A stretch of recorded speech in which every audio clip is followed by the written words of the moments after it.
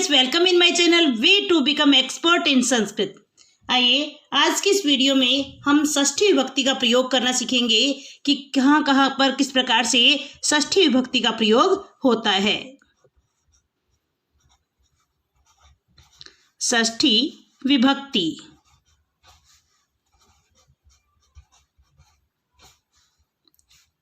कारक के नियमों के अनुसार जानेंगे कि षष्ठी विभक्ति का प्रयोग कहाँ होता है। देखिए, वैसे तो संबंध को कारक नहीं माना जाता है। आचार्य पाणिनि जी संबंध को वैसे तो कारक नहीं मानते हैं। उनका कहना है कि कर्ता का क्रिया से सीधा संबंध न होने के कारण से हम संबंध को कारक नहीं मानते हैं, लेकिन षष्ठी विभक्ति का प्रयोग तो होता है। अब देखिए, कारक के नियमों के अनुसार ये जानेंगे कि षष्ठी विभक्ति का प्रयोग कहाँ कहाँ पर होता है, किस प्रकार से होता है। तो देखिए, सबसे पहला नियम होता है संबंध बताने के लिए। संबंध बताने के लिए, संबंध बताने के लिए जहां पर अन्य कारक का प्रयोग नहीं होता है वहां पर शेष बचा हुआ यानी षष्ठी विभक्ति का प्रयोग होता है। कैसे? जैसे देखिए, राजा का पुत्र आता है। राजा का पुत्र आता है। तो देखिए, इसको कन्वर्ट करेंगे संस्कृत में तो क्या लिखेंगे? राज्ञः पुत्रः आगच्छति। आगच्छति आ रहा है। कौन आ रहा है? राज्ञः पुत्र, राजा का पुत्र। अब यहाँ पर राजा और पुत्र इन दोनों का संबंध बताने के लिए राजा में कौन सी विभक्ति का प्रयोग हुआ? षष्ठी विभक्ति का। कौन सी विभक्ति? षष्ठी विभक्ति। Clear? Now see next second. देखिए, सेकंड है हेतु का प्रयोग। षष्ठी हेतु प्रयोगे। षष्ठी हेतु प्रयोगे। ध्यान से समझिए, जहां पर हेतु शब्द का प्रयोग हो। हेतु का मतलब होता है कारण। वैसे तो कारणवाची शब्दों में तृतीय विभक्ति का प्रयोग होता है। किसी भी काम का जो कार्य करने का जो कारण होता है उसमें तृतीय विभक्ति का प्रयोग होता है। लेकिन जहां पर भी हेतु शब्द का प्रयोग हो, ध्यान रहे मैं बार बार हेतु शब्द पर जोर दे रही हूं। जिस सेंटेंस में हेतु शब्द का प्रयोग हो और कारण अर्थ प्रकट होता हो वहां पर षष्ठी विभक्ति का प्रयोग होता है। कैसे? जैसे अन्नस्य हेतोः वसति। जैसे अन्नस्य हेतोः वसति, अनाज के कारण से रहता है। देखिए, यहां पर हेतु शब्द का प्रयोग हो गया और कारण क्या है? अनाज। अनाज के कारण से रहता है।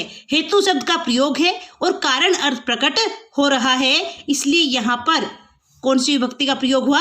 षष्ठी विभक्ति का प्रयोग हुआ। जैसे अल्पस्य हेतु बाहु हातुम इच्छन। देखिए, अल्पस्य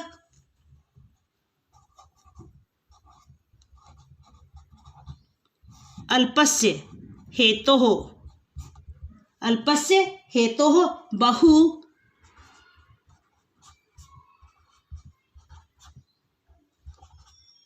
हातुम इच्छन। अल्पस्य मीन्स थोड़े से के, हेतु मीन्स कारण से, बहु हातुम बहुत अधिक को छोड़ने के लिए, इच्छन मीन्स इच्छा करता हुआ। क्लियर? थोड़े से के लिए ज्यादा के को छोड़ने की इच्छा करता हुआ। अब यहाँ पर हेतु शब्द का प्रयोग हो गया और कारण क्या है? थोड़ा सा। ठीक है, थोड़े से की प्राप्ति हेतु बहुत अधिक छोड़ने की इच्छा करता हुआ, अनाज के कारण से रहता है। तो देखिए, जहां पर भी हेतु शब्द का प्रयोग हो उस सेंटेंस में हेतु शब्द का प्रयोग होना जरूरी है और कारण अर्थ प्रकट होना हो, वहां पर षष्ठी विभक्ति का प्रयोग होता है। क्लियर? Now see third. देखिए, फर्स्ट क्या था? संबंध बताने के लिए किसी का भी, पिता पुत्र का, राजा या पुरुष का, या माँ या पुत्र का, बहन भाई का, भाई बहन का, किसी भी प्रकार का संबंध बताने के लिए षष्ठी विभक्ति का प्रयोग होता है। सेकंड है षष्ठी हेतु प्रयोगे, मीन्स हेतु शब्द का प्रयोग हो और कारणवाची अर्थ प्रकट होता हो, वहां पर भी षष्ठी विभक्ति का प्रयोग होता है। Now see next third. Third है दिशावाची शब्दों में, दिशावाची शब्दों में।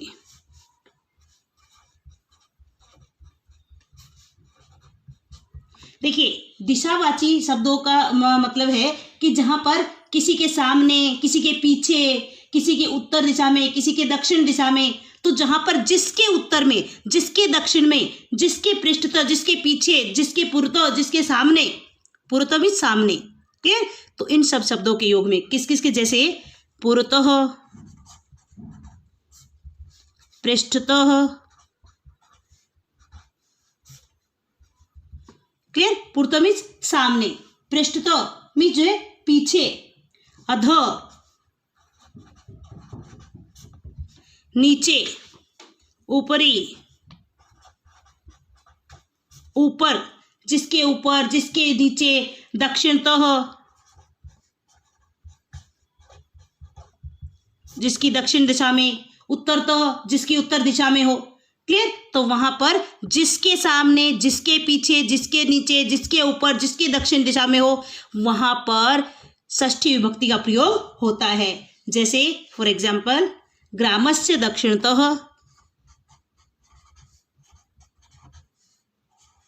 ग्रामस्य, ग्रामस्य दक्षिणतः देवालयः अस्ति,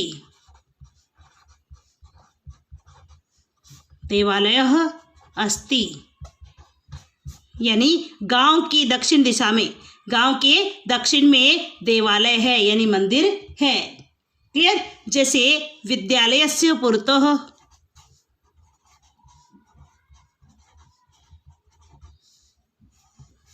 विद्यालयस्य पुरतः, विद्यालय से पुरतः देवालयः अस्ति, देवालय का मतलब होता है मंदिर, देवालयः अस्ति, विद्यालय के सामने मंदिर है। विद्यालय से पुरतः देवालय अस्ति, विद्यालय के सामने मंदिर है। विद्यालय से पृष्ठतः देवालय अस्ति, विद्यालय के पीछे मंदिर है। अध, अध का मतलब होता है नीचे, जैसे वृक्षस्य अध, वृक्षस्य अध जनः तिष्ठति मीन्स पेड़ के नीचे मनुष्य बैठा है। ऊपरी मीन्स ऊपर, जैसे वृक्षस्य ऊपरी वानरः तिष्ठति, यानी पेड़ के ऊपर बंदर बैठा है, क्लियर। इस प्रकार से दिशावाची शब्दों के योग में जिसके पीछे, जिसके आगे, जिसके ऊपर, जिसके नीचे, जिसके दाएं, जिसके बाएं, वो उसमें षष्ठी विभक्ति का प्रयोग होता है। Now see next, fourth. देखिए, फोर्थ जो है स्मरण, यानी स्मृ धातु। क्या होगा? स्मृ धातु, याद करना। स्मृ धातु या स्मरण अर्थ वाली, स्मरण अर्थ वाली धातुओं के योग में, स्मरण अर्थ वाली धातुओं के योग में जिसको याद किया जाता है, जिसको याद किया जाता है उसमें षष्ठी विभक्ति का प्रयोग होता है। जैसे कृष्णः या बालकः, दोनों में से कोई एक ले सकते हैं हम। बालकः मातुः स्मरति, बालकः मातुः स्मरति, बालक माता का स्मरण करता है, अर्थात बालक माता को याद करता है, क्लियर। तो स्मृति धातु के योग में किसको स्मरण कर रहा है? माता को स्मरण कर रहा है, तो माता में षष्ठी विभक्ति का प्रयोग हुआ है, क्लियर। तो देखिए क्या है हमारा, ये स्मृति धातु के योग में षष्ठी विभक्ति का प्रयोग होता है, clear. Now see next. Next देखिए, कुछ एक पर्टिकुलर शब्द है जिन शब्दों के योग में भी षष्ठी विभक्ति का प्रयोग होता है। जैसे नाटयितुम, ये कुछ शब्द बताती हूँ मैं आपको। नाटयितुम, नाटयितुम मीन्स नाटक करने के लिए। क्राथयितुम, क्राथयितुम, नाटयितुम मीन्स कहने का मतलब नाटक करने के लिए, ठीक है। क्राथयितुम मीन्स वध करने के लिए, किसी का भी वध करने के लिए, किसी को भी मारने के लिए, क्लियर। निहंतुम, निहंतुम का मतलब भी क्या होता है? मारने के लिए। प्रहंतुम, प्रहंतुम इसका मतलब भी मारने के लिए होता है, ठीक है। प्राणी हंतुम, प्राणी हंतुम, इनका मतलब भी क्या होता है, मारने के लिए। नाटयितुम, क्रथयितुम, निहंतुम, प्रहंतुम, प्राणिहंतुम, इन सब का मतलब क्या होता है, नष्ट करने के लिए, किसी को खत्म करने के लिए, किसी को मारने के लिए। तो इन सब शब्दों के योग में षष्ठी विभक्ति का ही प्रयोग होता है। क्लियर। अच्छा, नेक्स्ट है दिव धातु के योग में। क्या है, दिव धातु के योग में 6 देखिए। दिव का मतलब होता है जुआ खेलना। क्या होता है, जुआ खेलना। दिव धातु के योग में,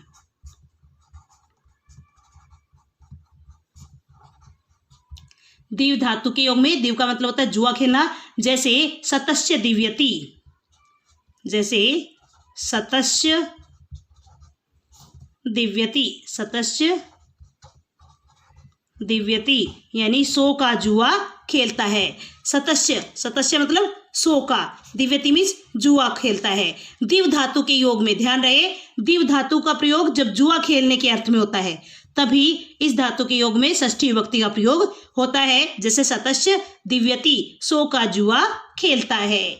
क्लियर। नेक्स्ट देखिए 7th, यानी अव्यय और अवयवी भाव होने के कारण से, ये जहां पर अवयव और अवयवी का भाव हो, अवयव और अवयवी का भाव हो। अवयव और अवयवी का मतलब होगा जैसे जलस्य बिंदु, जैसे जलस्य बिंदु यानी पानी की बूंद। तो देखिए पानी की बूंद, आगे वचन में तो पानी अवयव हो गया और अवयवी का हो क्या हो गया, बिंदु। क्लियर। जैसे रात्रे पूर्वम, रात्रे पूर्वम मीन्स रात्रि का पूर्व भाग, रात्रि के पूर्व, रात्रि के पूर्व जल की बिंदु। तो यहाँ पर जहाँ पर अवयव और अवयवी का भाव हो वहाँ पर भी षष्ठी विभक्ति का प्रयोग होता है। ध्यान से देखिए, ये हमारी षष्ठी विभक्ति थी। सबसे पहले क्या था, संबंध बताने के लिए षष्ठी विभक्ति का प्रयोग होता है। क्या बताने के लिए, संबंध बताने के लिए। जब किसी का भी संबंध बताना होता है तो वहां पर हम षष्ठी विभक्ति का प्रयोग करते हैं। जैसे यहाँ पर राजा का पुत्र आता है तो राजा और पुत्र इन दोनों के बीच में संबंध बताने के लिए षष्ठी विभक्ति का प्रयोग हुआ है। राज्ञः पुत्रः आगच्छति, यहाँ पर राजन शब्द है, षष्ठी विभक्ति एक वचन है। राज्ञः पुत्रः, राजा का पुत्र या राजा और पुत्र का संबंध बताया गया है, इसलिए यहाँ पर षष्ठी विभक्ति का प्रयोग हुआ है। नेक्स्ट सेकंड है यहाँ पर षष्ठी हेतु प्रयोगे, यानी जहां पर हेतु शब्द का प्रयोग हो। किसका प्रयोग हो, हेतु शब्द का प्रयोग हो और कारणवाची अर्थ प्रकट होता हो, वहां पर षष्ठी विभक्ति का प्रयोग होता है। तो देखिए इस सेंटेंस में हेतु शब्द का प्रयोग है और कारण क्या है, अनाज, कारण अर्थ प्रकट हो रहा है, इसलिए अन्न में षष्ठी विभक्ति का प्रयोग हुआ है। नेक्स्ट जैसे ये इसी का एग्जाम्पल है, अल्पस्य हेतोः बहुहातुम इच्छन्, मीन्स अल्प थोड़े से के कारण से बहुत अधिक छोड़ना चाहता है। क्लियर। यस। नाउ नेक्स्ट, जैसे दिशावाची शब्दों के, किसमें, दिशावाची शब्दों के योग में भी षष्ठी का प्रयोग होता है। जैसे पुरतः मीन्स सामने, पृष्ठतः पीछे, अधः नीचे, ऊपरी ऊपर, दक्षिणतः मीन्स दाहिनी ओर, दाएं ओर, बाईं ओर। क्लियर। जैसे ग्रामस्य दक्षिणतः देवालयः अस्ति, गांव की दाहिनी दक्षिण दिशा में क्या है, देवालय है। विद्यालय के सामने देवालय है, तो जिसके सामने, जिसके पीछे, जिसके नीचे, जिसके ऊपर हो उसमें षष्ठी विभक्ति का प्रयोग होता है। नेक्स्ट फोर्थ है स्मृ धातु के योग में। स्मृ धातु के योग में यानी स्मरण अर्थ वाले धातुओं के योग में, जैसे बालकः मातुः स्मरति, बालक माता को याद करता है। नेक्स्ट कुछ और वर्ड्स है, जैसे नाटयितुम, क्राथयितुम, निहंतुम, प्रहंतुम, प्राणिहंतुम, इन सब शब्दों के योग में भी षष्ठी विभक्ति का प्रयोग होता है। जैसे अपराधिनः निहंतुम मीन्स अपराधी को मारने के लिए। ठीक है। यस। नेक्स्ट दिव धातु के योग में, किसके योग में, दिव धातु के योग में। दिव का मतलब होता है जुआ खेलना। दिव धातु का प्रयोग जब जुआ खेलने के अर्थ में होता है तो इसके योग में षष्ठी का प्रयोग होता है। जैसे शतस्य दिव्यति, 100 का जुआ खेलता है। क्लियर। एंड नाउ लास्ट, अवयव अवयवी का भाव होने पर, जैसे जलस्य बिंदु, पानी की बूंद, रात्रे पूर्वम, रात्रि का पूर्व भाग। क्लियर। नाउ सी सप्तमी विभक्ति। देखिए सप्तमी विभक्ति।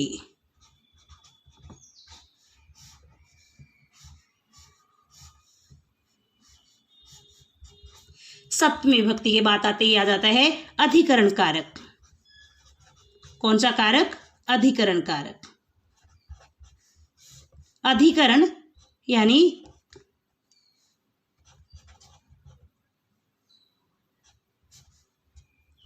अधिकरण कारक। ध्यान से देखिए, अधिकरण कारक मतलब आधार। ध्यान से देखिए, आधार। जहां पर भी किसी चीज का आधार बताया जाता है, जहां पर भी किसी का क्या बताया जाता है? आधार बताया जाता है, तो वहां पर उस आधार में सप्तमी विभक्ति का प्रयोग होता है। क्लियर? तो सबसे पहले देखिए, सबसे पहला आएगा हमारा आधार बताने के लिए। क्या बताने के लिए? आधार बताने के लिए सप्तमी विभक्ति का प्रयोग होता है। आधार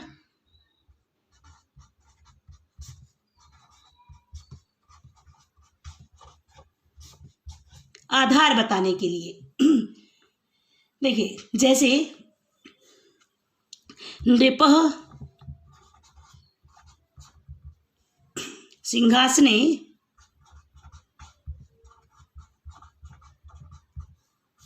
तिष्ठति।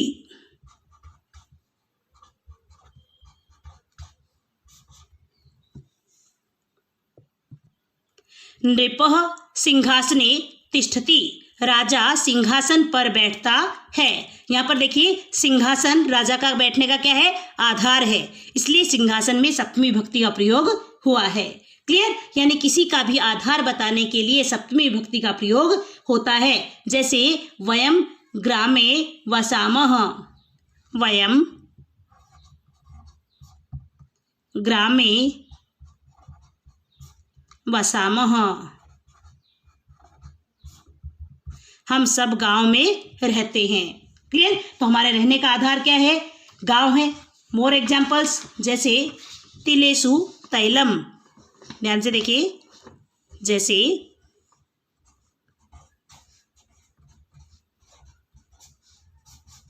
तिलेसु तैलम यानी तिलों में तेल। यहाँ पर तेल का आधार क्या है? तिल है, इसलिए तिल में सप्तमी विभक्ति का प्रयोग हुआ है। जैसे मोक्षे इच्छा अस्ति, मोक्षे इच्छा अस्ति, मोक्ष में इच्छा है। मोर एग्जाम्पल, जैसे कटे आस्ते, कटे आस्ते। कटे का मतलब तो कट मीन्स चटाई, और कटे मीन्स चटाई पर, आस्ते मीन्स बैठता है, चटाई पर बैठता है। क्लियर? तो देखिए, यहाँ पर सप्तमी का प्रयोग हुआ है। किस किस में? कटे, क्योंकि बैठने का आधार चटाई है, इसलिए यहाँ पर सप्तमी का प्रयोग हुआ है। इच्छा कहाँ पर है? मोक्ष में, तो मोक्ष यानी इच्छा का आधार क्या हुआ? मोक्ष हुआ, तो मोक्ष में सप्तमी का प्रयोग है। तेल का आधार क्या है? तिल है, तो तिल में सप्तमी विभक्ति का प्रयोग हुआ है। क्लियर? नाउ नेक्स्ट देखिए, सप्तमी विभक्ति का सेकंड कारण। सबसे पहला क्या हो गया? आधार, आधार बताने के लिए। क्लियर? नाउ नेक्स्ट देखिए, स्नेह धातु के योग में स्नेह धातु होती है। स्नेह यानी प्रेम, जिसके प्रति प्रेम प्रकट किया जाता है, जिसके प्रति आस्था होती है, जिसके प्रति लगाव होता है, उसमें सप्तमी विभक्ति का प्रयोग होता है। जैसे माता पुत्रे, माता पुत्रे स्नेहयति, माता पुत्रे स्नेहयति यानी माता पुत्र से स्नेह करती है। तो माता किसके प्रति स्नेह करती है? पुत्र के प्रति स्नेह करती है, तो पुत्र में सप्तमी विभक्ति का प्रयोग हुआ है। वैसे ही जैसे पिता पुत्रे स्नेहयति, पिता पुत्र से स्नेह करता है, तो स्नेह यानी प्रेम की भावना किसके प्रति है? पुत्र के प्रति है, तो पुत्र में सप्तमी विभक्ति का प्रयोग हुआ है। क्लियर? Now see third. इसमें कुछ पर्टिकुलर वर्ड है, जैसे देखिए कुशल। संस्कृत में अगर हम इनको लिखते हैं तो देखिए कुशलः, पटुः, निपुणः, कुशलः, पटुः, निपुणः, चतुरः। तो देखिए कुशल, जिस काम में व्यक्ति कुशल होता है उसमें सप्तमी का प्रयोग। पटु मीन्स भी कुशल होता है, जिस काम में पटु हो, जिस काम में निपुण हो, जिस काम में चतुर हो, उसमें सप्तमी विभक्ति का प्रयोग होता है। जैसे देखिए रामः स्वकार्ये, रामः स्वकार्ये पटुः अस्ति, पटुः अस्ति। रामः स्वकार्ये पटुः अस्ति मीन्स राम अपने काम में चतुर है, कुशल है। देखिए कुशलः, पटुः, निपुणः, चतुरः, संलग्नः, संलग्नः। ध्यान से देखिए कुशलः, पटुः, निपुणः, चतुरः, संलग्नः, व्यापृतः, तत्परः, ये कुछ एक वर्ड और है, व्यापृतः, क्लियर, तत्परः, व्यापृतः मीन्स व्याप्त होना, अपने काम में लगे रहना, तत्पर होना, क्लियर। तो जिस काम में लगा हुआ है उसमें सप्तमी का प्रयोग होता है। जैसे जयदेवः, one more example I am giving you, जयदेवः संस्कृते चतुरः अस्ति,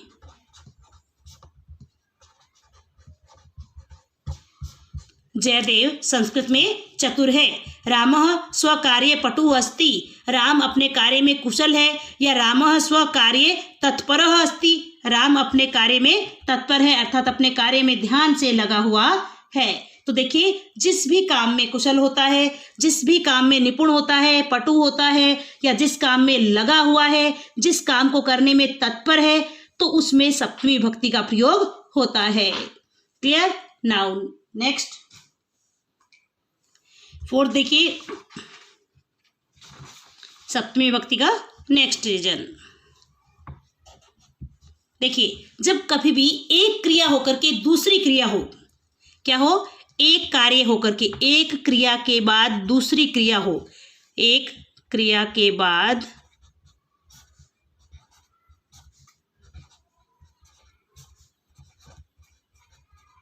दूसरी क्रिया लक्षित होती हो, दूसरी क्रिया लक्षित होती हो। जरा ध्यान से देखिए, जब एक क्रिया होने के बाद, एक क्रिया के बाद दूसरी क्रिया लक्षित होती हो तो भी सप्तमी विभक्ति का प्रयोग होता है। एक क्रिया के बाद दूसरी क्रिया लक्षित होती हो, लक्षित होती हो तो भी सप्तमी विभक्ति का प्रयोग होता है। कैसे, जैसे फॉर एग्जाम्पल देखिए रामे वनम गते, रामे वनम गते यानी राम के वन में चले जाने के बाद क्या किया, दशरथ प्राणन अत्यजत, दशरथ प्राणान अत्यजत, अत्यजत। ध्यान से देखिए, रामे जब एक क्रिया के बाद दूसरी क्रिया लक्षित होती हो तो ध्यान रहे उस कर्ता में भी और क्रिया में भी, दोनों में सप्तमी विभक्ति का प्रयोग होता है। कैसे, जैसे देखिए यहाँ पर रामे वनम गते दशरथ प्राणान अत्यजत, राम के वन में चले जाने के बाद दशरथ ने प्राण त्याग दिए। तो पहले तो राम वन में गया, तो देखिए राम यहाँ पर कर्ता है और जाना गम धातु है यानी गम क्रिया है। क्लियर। तो देखो राम में भी और गम धातु में भी, दोनों में ही सप्तमी विभक्ति का प्रयोग हुआ है। यहाँ पर रामे वनम गते, तो कर्ता और क्रिया दोनों में ही सप्तमी का प्रयोग है। राम के वन में चले जाने के बाद दशरथ ने प्राण त्याग दिए, तो एक क्रिया हुई, पहले राम वन को गए, उसके बाद दशरथ ने प्राण त्यागे। तो जब एक क्रिया होने के बाद दूसरी क्रिया लक्षित होती हो तो पूर्व क्रिया के कर्ता और क्रिया दोनों में सप्तमी विभक्ति का प्रयोग होता है। एक और एग्जाम्पल देखिए, जैसे सूर्य अस्तम गते, सूर्य अस्तम गते यानी सूर्य के अस्ताचल की ओर जाने पर या सूर्य के अस्त होने पर सर्वे बालकाः, सर्वे बालकाः गृहम् अगच्छन्, गृहम् अगच्छन्, सूर्य अस्तम गते, सूर्य के अस्ताचल की ओर जाने पर या सूर्य के अस्त हो जाने पर सभी बालक घर को चले गए। तो यहाँ पर सूर्य और गते दोनों में सप्तमी विभक्ति का प्रयोग हुआ है। और इस प्रकार से देखिए, पहले सूर्य अस्त हुआ, उसके बाद सारे बालक घर को गए, तो पूर्व क्रिया क्या हो गई, सूर्य का अस्त होना। तो सूर्य और गते यहाँ दोनों में सप्तमी विभक्ति का प्रयोग हुआ है। क्लियर? Now see next. देखिए, ये मैंने आपको पहले शायद बता दिया होगा कि जब पूरे समूह में से किसी एक को श्रेष्ठ बताया जाता है, पूरे समूह में से जब किसी एक को श्रेष्ठ बताया जाता है तो वहां पर षष्ठी या सप्तमी विभक्ति का प्रयोग होता है। जैसे कवि नाम कविषु वा कालिदासः श्रेष्ठ, कवि नाम कविषु कालिदासः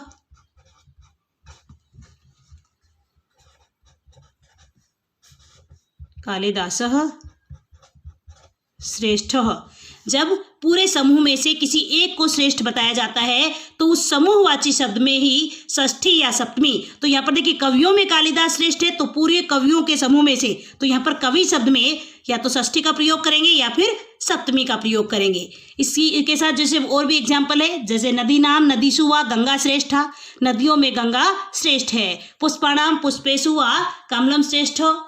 क्लियर? नृणाम नृषु वा रामः श्रेष्ठ, नारीणाम नारीषु वा सीता श्रेष्ठ, नारियों में सीता श्रेष्ठ है। पुरुषों में राम श्रेष्ठ है, कक्षा में मोहन श्रेष्ठ है, बालकों में सोहन श्रेष्ठ है। इस प्रकार से कोई भी सेंटेंस आपको दे सकते हैं, तो उस समूहवाची शब्द में आप षष्ठी या सप्तमी विभक्ति का प्रयोग करेंगे।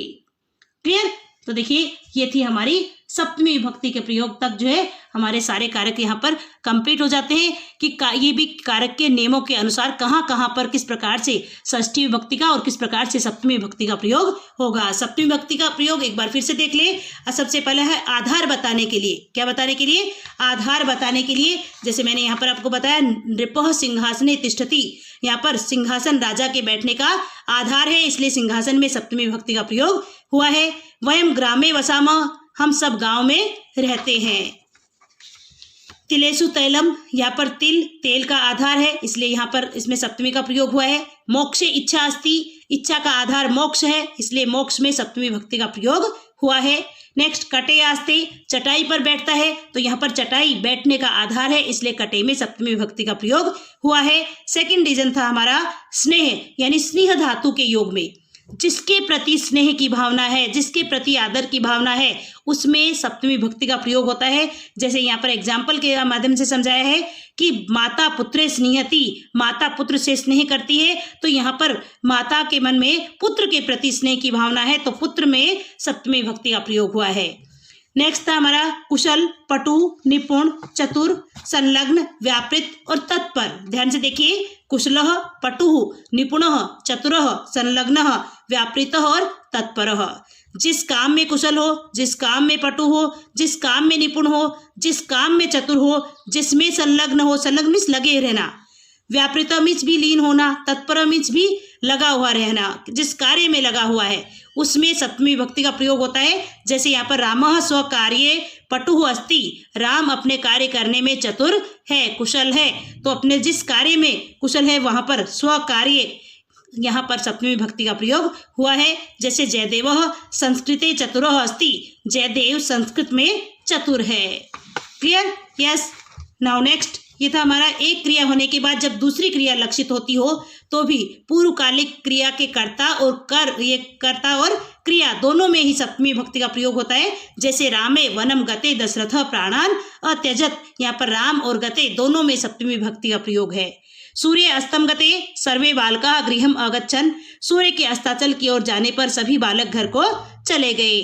और नेक्स्ट था हमारा कि समूहवाची शब्दों में ध्यान रहे कि पूरे समूह में से जब हम किसी एक को श्रेष्ठ बताया जाता है तो उस समूहवाची शब्द में षष्ठी या सप्तमी विभक्ति का प्रयोग करते हैं। यानी वहाँ पर हम षष्ठी का प्रयोग भी कर सकते हैं और सप्तमी का भी प्रयोग कर सकते हैं। जैसे कवि नाम कविषु कालिदास श्रेष्ठ, कवियों में कालिदास श्रेष्ठ है।